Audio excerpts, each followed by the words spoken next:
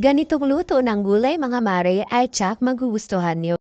Tara mga mare, samahan niyo akong magluto ng sayote. Ganito rin ba kayo magluto ng gulay mga mare? Meron akong tatlong sayote at hiwain lang natin ng maliit. Yung ganitong pagkahiwa mga mare, para madali lang siyang lumambot mamaya pagluto natin. At syempre mga mare, meron din tayong pangsahog sa ating gulay. Bumili lang ako ng 1/4 na karne at hiniwa ko ng maliit. Bali, iniwalay ko muna yung taba ng karne mga mare para gamitin natin mamaya para sa ating mantika. At meron din tayong bawang at sibuyas, siwain lang natin ng maliit.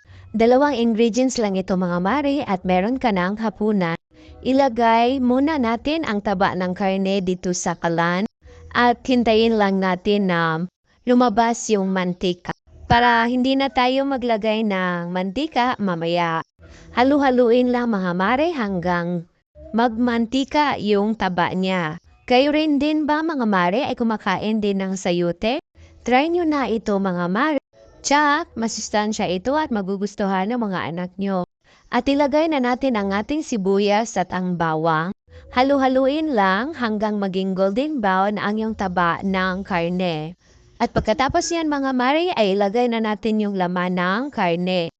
Halu-haluin lang din mga mare hanggang maging golden brown ito. At syempre mga mare, huwag kalimutan i-like and share and follow ang aking page. At paki-comment na lang din mga mare kung saan na umabot yung aking video para ma-shoutout po kayo sa next vlog ko po. At syempre mga mare, lagyan din natin ng soy sauce ang ating karne. Lagyan ng paminta.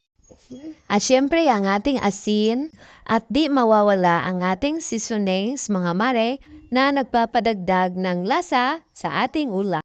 At syempre nilagyan ko din ng 4 cubes. Halu-haluin lang mga mare hanggang mag-combine itong lahat. Pwede rin kayong gumamit ng manok dito mga mare. Kahit 1/4 lang ay okay na yan ipang sahog. At pagkatapos yan mga mare ay ilagay na natin ang ating sayote na hiniwa natin ng maliit. Halu-haluin na at hintayin natin mga mare hanggang lumambot yung ating gulay.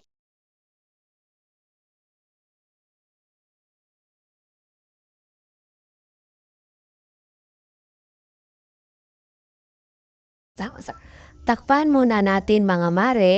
Hintayin lang natin na hanggang kumulo yung ating sayote. At pag kumulo na ang ating sayote mga mare ay okay na ito.